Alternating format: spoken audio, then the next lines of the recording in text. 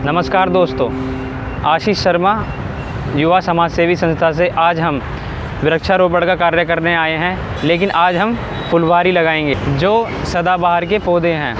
सदाबहार कहने को तो लिए एक पौधा है, लेकिन हम उसमें 8 तरह के पौधे लगाएंगे जिसके अलग अलग फ़ायदे और 8 अलग अलग तरह के फूल आते हैं। और इसकी पूरी जानकारी हमारे बड़े भैया अखिलेश कुमार समाज सेवी देंगे।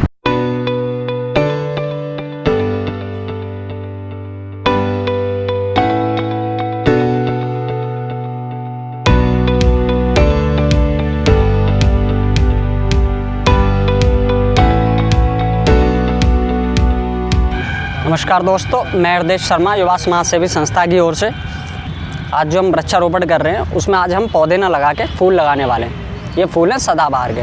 और सदाबहार में लोग अक्सर ये जानते हैं कि एक तरीके का पौधा आता है, लेकिन सदाबहार में जो हम पौधे प्लांट करने वाले हैं उसमें 8 तरीके के पौधे हैं। ये 8 तरीके के पौधों पर अलग अलग प्रकार के 8 प्रकार के फूल आते हैं, और जिसमें कि ये सारे के सारे पौधे अलग अलग बीमारियों में काम आते हैं। जैसे कोई थायराइड में, कोई बीपी में, कोई शुगर में, कोई अलग चीज़ में, कोई अलग चीज़ में। साथ के साथ ये मौसम वाले फूल हैं जो कि जहाँ भी लगाओगे आप अच्छी खुशबू देते, अच्छा पर्यावरण बनाते हैं। उसके बारे में मैं आपको 8 तरीके के पौधे दिखाने वाला हूँ।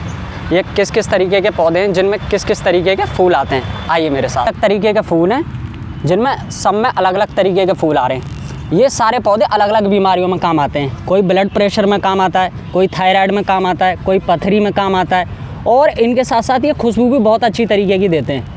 आज के मौसम में ये जो मौसमी फूल हैं सारे तरीके के, ये अच्छे तरीके से लगते हैं। इसके साथ ही एक पौधा हम लगा रहे हैं हार श्रृंगार का। इसके अलावा 2 से 3 तरीके के पौधे हमने सदाबहार के लगा दिए हैं, आप देख सकते हैं।